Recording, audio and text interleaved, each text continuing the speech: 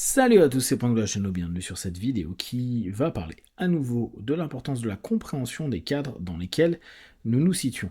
J'ai pensé à ça en regardant à nouveau des reportages sur le catch des années 90 à 2005-2010, où beaucoup des athlètes sont malheureusement morts, la plupart du temps dû au choc qu'ils n'ont pas cessé d'avoir en faisant ce sport-là, et toutes les drogues qui sont injectées et qui souvent n'ont pas amené les gars à dépasser les 50 ans. Ce qui m'a intéressé, c'était de me rendre compte à quel point les cadres, ou la mauvaise compréhension des cadres par les athlètes, allait les emmener dans complètement ruiner leur carrière, ruiner leur santé et ruiner leur famille, etc., etc. On se rend compte que la plupart du temps, les personnes peuvent rentrer dans certains mondes, et là on peut se focaliser sur les personnes qui se disent tiens, je veux faire ce boulot-là, je serais heureux, ou je veux un boulot de passion, et qu'ils ont déjà d'entrée un élément antagoniste qui est boulot et passion. Bien sûr que c'est génial si vous aimez votre boulot, bien sûr que si vous arrivez à gagner de l'argent avec votre passion, c'est génial. Par contre, ça reste un boulot.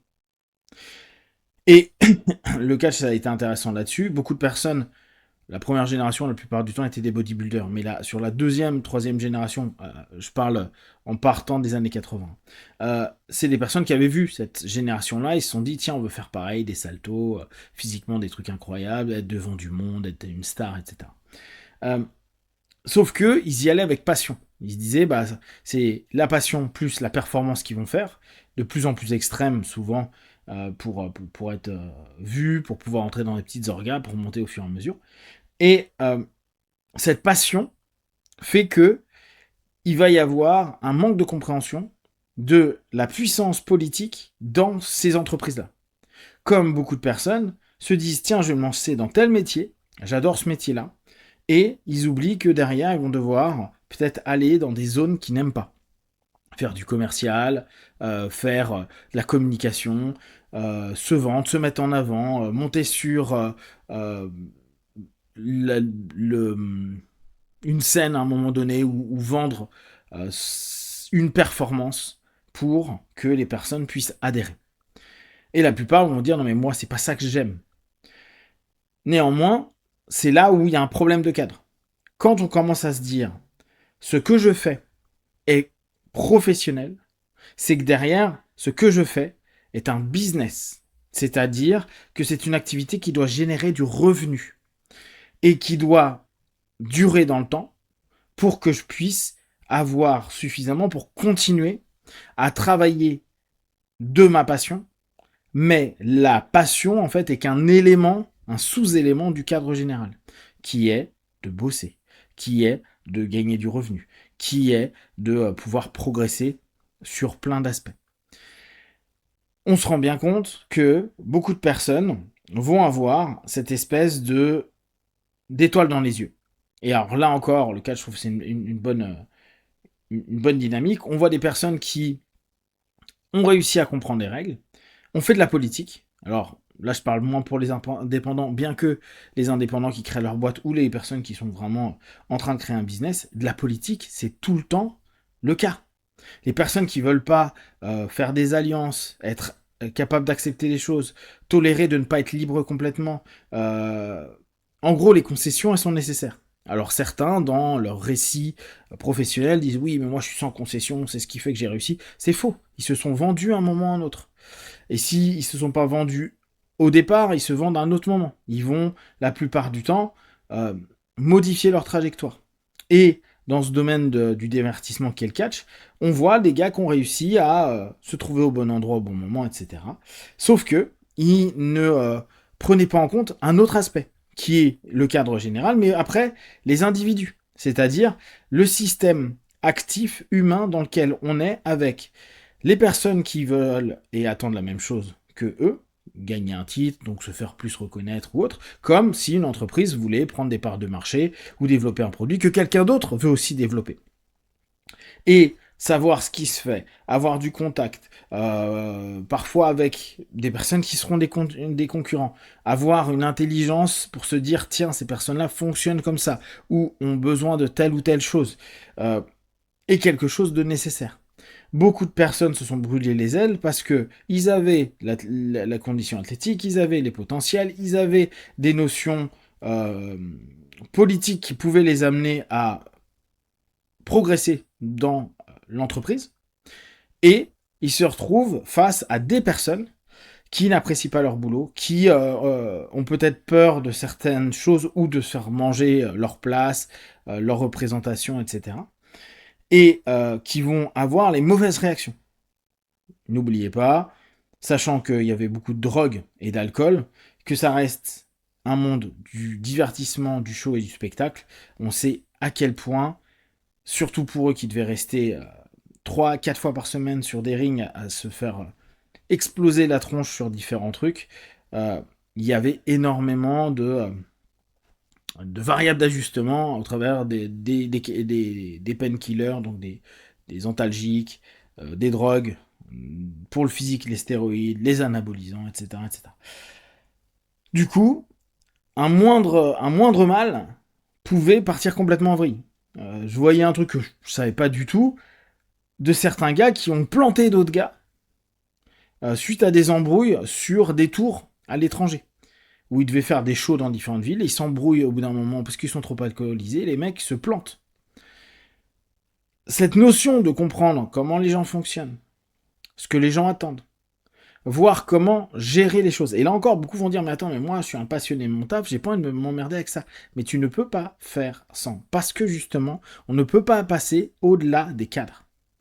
Et la plupart du temps, c'est parce qu'il y a une mauvaise compréhension des cadres majeurs, des sous-cadres, et puis, après, de l'attente des personnes qui sont dans le système que vous croisez le plus souvent. Bien sûr, des gens que vous voyez peu et qui, à un moment ou à un autre, vont faire une crasse ou n'apprécient pas ce que vous faites, il peut ne pas avoir beaucoup d'impact. Bon, s'il en a, c'est pas de bol, mais en général, les personnes qui vont vous poser des problèmes, on prend dans une entreprise, sont des personnes avec qui vous bossez maintenant.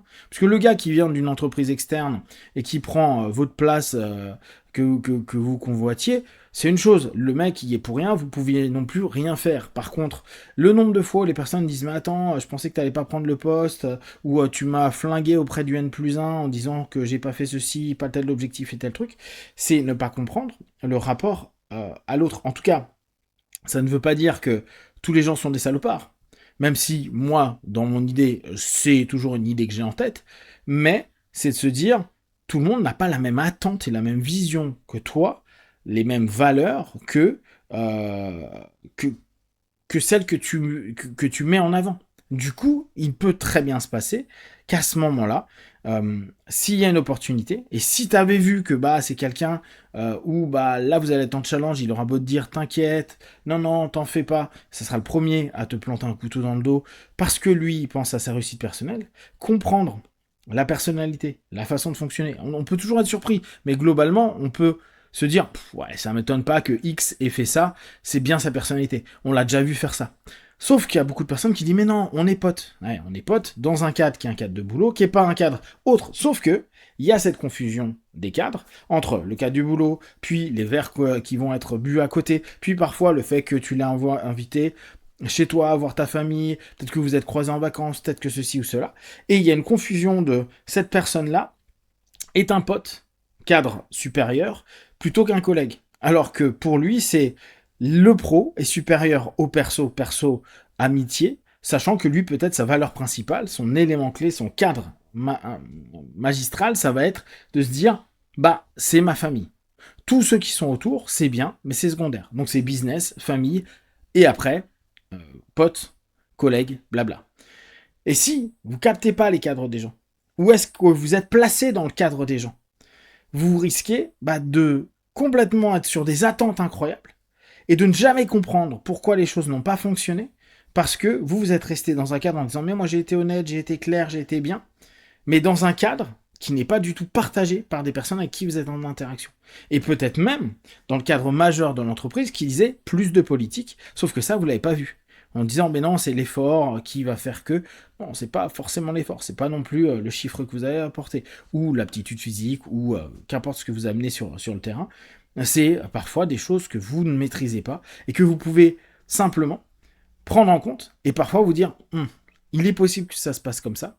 Plus j'ai confiance dans ma capacité, mon aptitude à capter les cadres, plus j'interroge sur les cadres, plus je demande les règles, plus je peux voir aussi les déviances qu'il y a entre quelqu'un qui va dire il y a un cadre qui est comme ça et c'est que comme ça, et tu te fais arnaquer le soir même. Le monde de catch a connu ça, où les mecs se sont fait avoir par l'arbitre parce que le président a dit bah non, je veux qu'il perde son titre aujourd'hui. Et le mec qui, à la base, devait gagner, il perd. Et même lui n'était pas au courant. Donc, tout peut se passer sur plein d'éléments. Il faut capter les tensions, il faut capter la manière d'évoluer. Et si vous avez une passion, bah, toutes ces choses-là, elles peuvent complètement vous éteindre parce qu'à un moment donné, vous n'avez pas observé que c'est un petit cadre, votre passion, mais que dès que vous allez commencer à en rendre ça plus business, plus professionnel, l'ensemble des éléments qui entourent cette notion-là ne sont plus du tout dans votre maîtrise et vont automatiquement impacter la vision que vous allez avoir à court, moyen ou long terme de ce que vous êtes en train de faire. Si vous avez des questions, des remarques, n'hésitez pas, comme d'habitude, de tout ce que je propose, ne prenez que ce qui est bon juste pour vous tester, observer, analyser et conclure. Be one, ciao.